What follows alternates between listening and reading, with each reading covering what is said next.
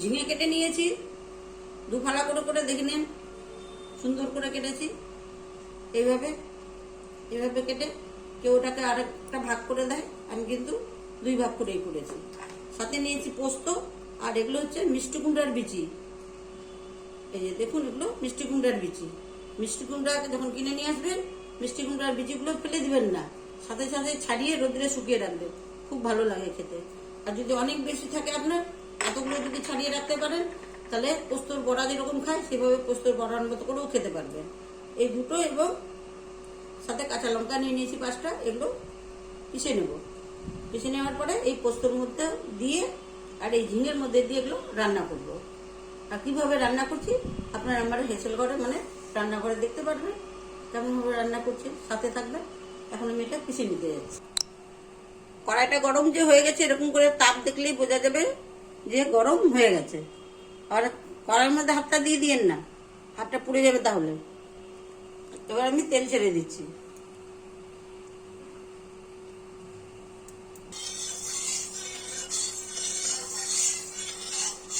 তেল গরম হয়ে গেছে, শুকনো লঙ্কাটা ছেড়ে দিলাম, দুটো তেজপাতা। তেজপাতাটার একটু কালারটা চেঞ্জ হবে,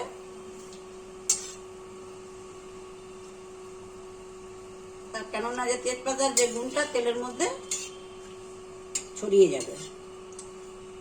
অনেকে পিষে খায়, কিন্তু এর মধ্যে তো আর পিষে খাওয়া যাবে না।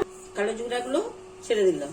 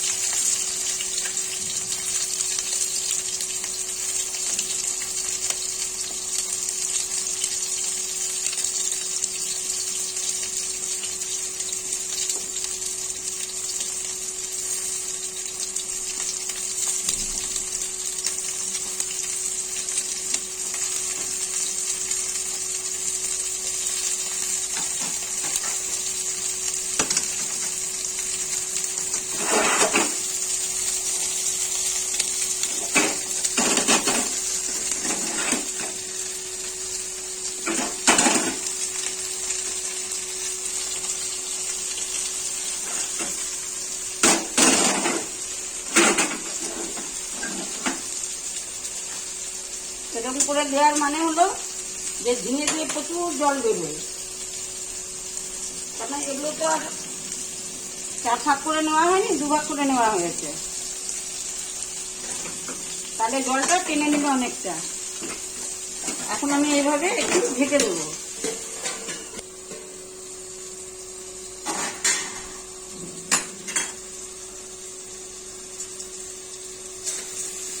দেখুন,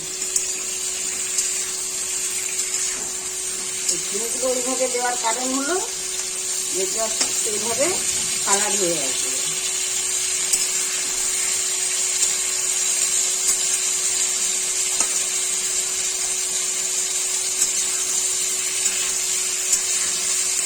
এবার এইভাবে আমি সবগুলোকে মিলিয়ে দিলাম।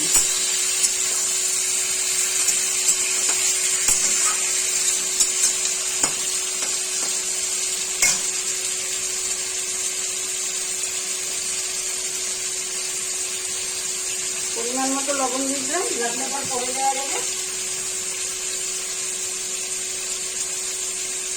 হলুদ পরিমাণ মতো দিয়ে দিলাম।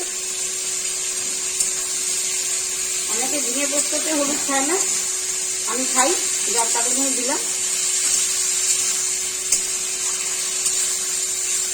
আপনাদের ইচ্ছা হলে যতটুকু দেওয়া ততটুকুনি দেবেন, না দেওয়ার ইচ্ছা হলে সামান্য একটু তো দিতেই হবে। আপনি তো মানে না হলুদ না দিলে খেতে নেই।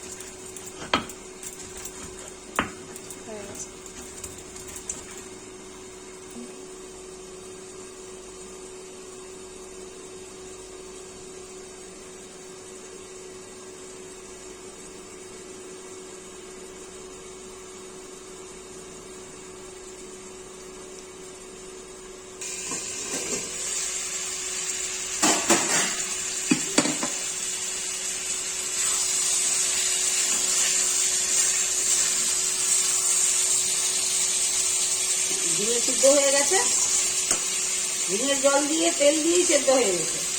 এবার আমি এই পোস্তটা দিয়ে দিলাম।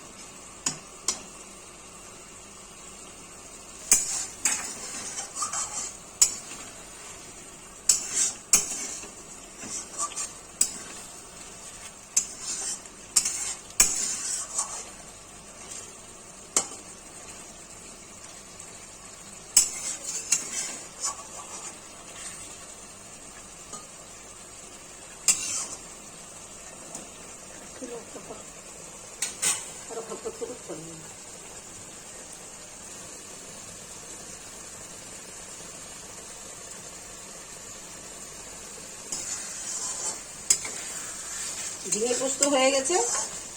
এবার আমি ঝিঙে পোস্তটাকে নামিয়ে দেবো।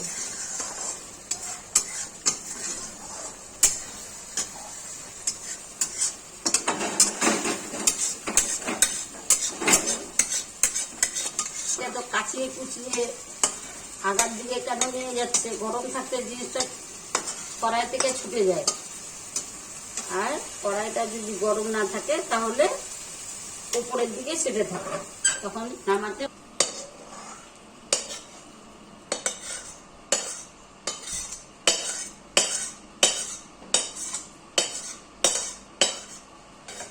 এই যে চারিদিক থেকে নিয়ে সামনে নিয়ে আসলাম, তাহলে কি হলো, কড়াই থেকে সম্পূর্ণটা নেমে গেল।